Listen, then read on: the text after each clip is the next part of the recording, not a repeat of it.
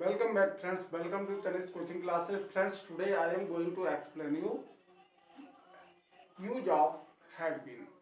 इसमें दोस्तों मैं आपको कुछ इम्पोर्टेंट यूजेज बताने जा रहा हूँ हेड बीन के। आशा करता हूँ कि आपको ये यूजेज बहुत ही पसंद आने वाले हैं। यदि आपको हमारा वीडियो पसंद आता है दोस्तों तो हमारे इस वीडियो को लाइक शेयर और यदि आपने हमारा चैनल सब्सक्राइब नहीं किया है तो आप हमारे चैनल पर नए व्यूअर हैं तो हमारे चैनल को सब्सक्राइब कर बेल आइकन जरूर दबा लें, जिससे हमारे द्वारा बनाए जाने वाले प्रत्येक वीडियो का नोटिफिकेशन आप तक पहले पहुंच सके।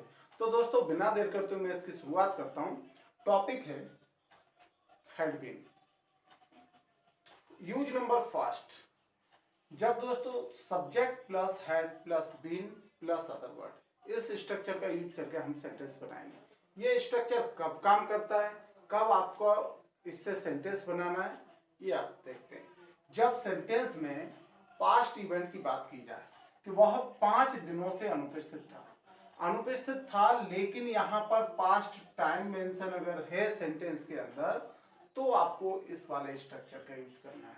और अगर ये पास्ट टाइम सेंटेंस में नहीं दिया है तो सिंपल सेंटेंस बनेगा वह अनुपस्थित था। तो देखते हैं इसका सेंटेंस। वह 5 दिनों से अनुपस्थित था, तो सबसे पहले सब्जेक्ट हम लेते हैं ही। देन ही के बाद यहां पर हेल्पिंग वर्ब एक ही है तो आ जाएगा हैड। ही हैड बीन, अनुपस्थित के लिए आएगा absent. He had been absent कब से, 5 दिनों से, तो फॉर 5 डेज।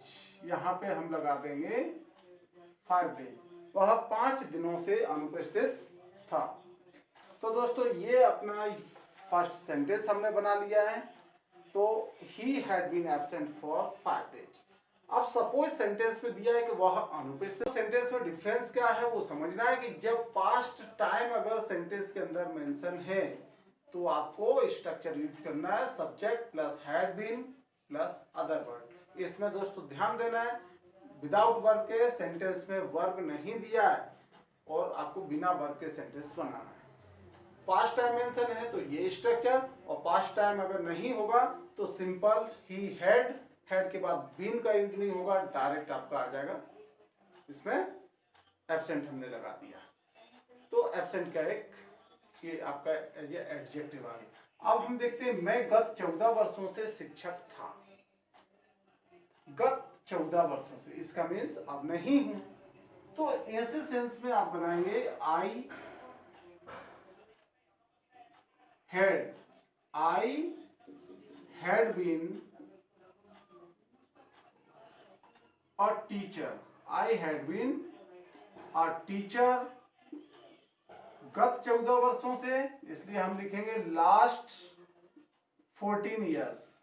लास्ट, यहां पे हम 14 नंबर में लिख लेते हैं 14 ईयर्स। मैं गत 14 वर्षों से शिक्षक था। इसमें पास्ट समय सूचक आपको दिया है, मैं गत 14 वर्षों से, इसलिए हमने I had been a teacher last 14 years. और सिंपल आता है कि वह शिक्षक था या मैं शिक्षक था। तो मैं शिक्षक था तो आई हैड अ टीचर, और वह शिक्षक था तो बन जाएगा ही हैड अ टीचर। अब इससे रिलेटेड सेंटेंस आप किसी भी सब्जेक्ट के साथ बना सकते हैं।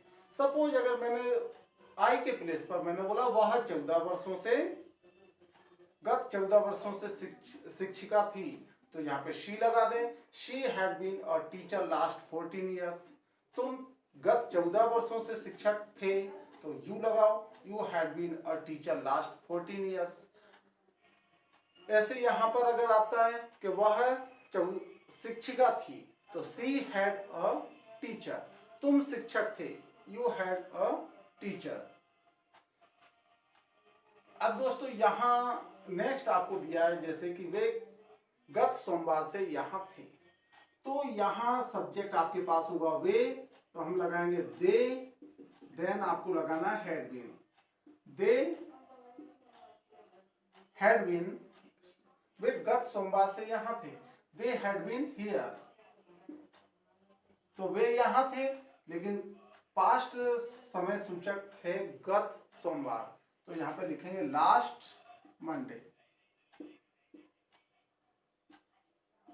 दे had been here last Monday, वे यहाँ पर कब से थे? गत सोमवार से। तो अब दे हैड बीन हियर कब से? आप सिंस का यूज यहाँ पे कर दे, कब से गत, इसलिए आप सिंस लगा दे से के सेंस में, since last Monday. They had been here since last Monday, वे यहाँ थे, तो सिंपल दे, अब वे यहाँ थे तो दे वर हियर, यहां पर आ जाएगा दे वर हियर। इस तरीके से आप सेंटेंस इसके बना सकते हो।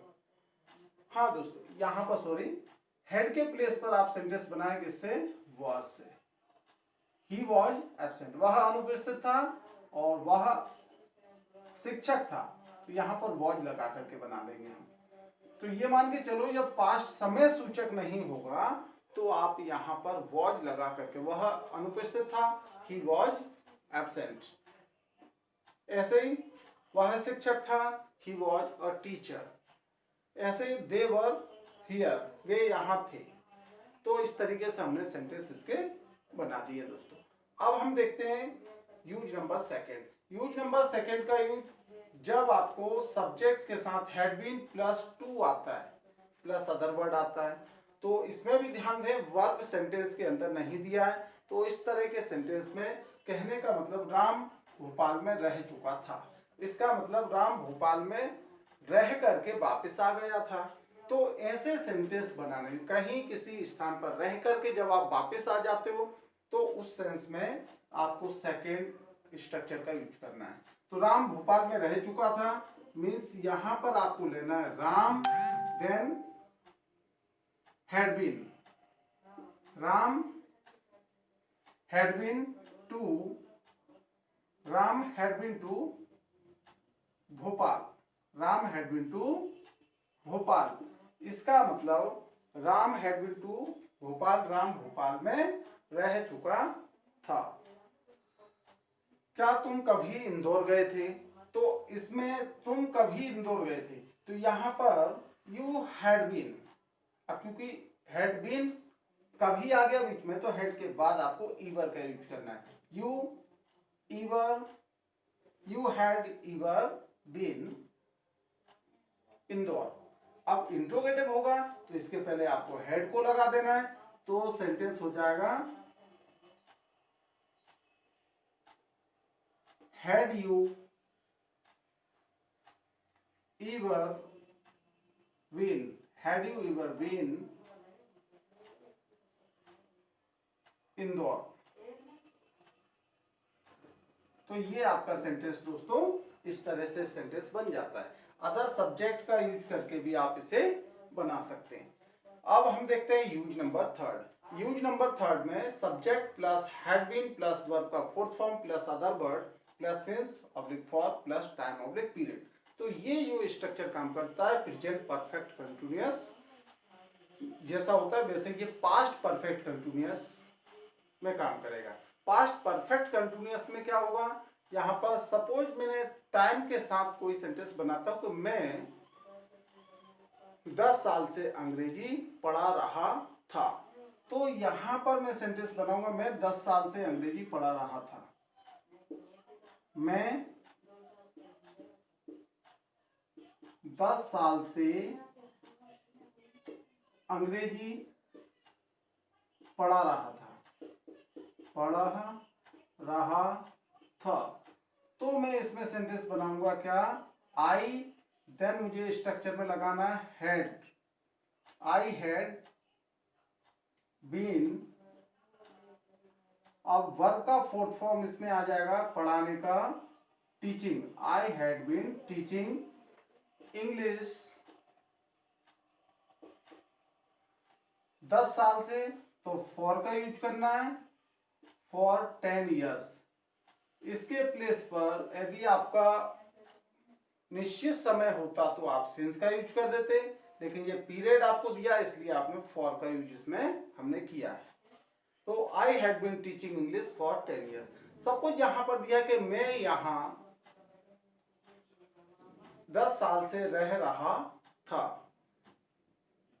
तो मैं यहां 10 साल से रह रहा था, तो I had been living here for 10 years.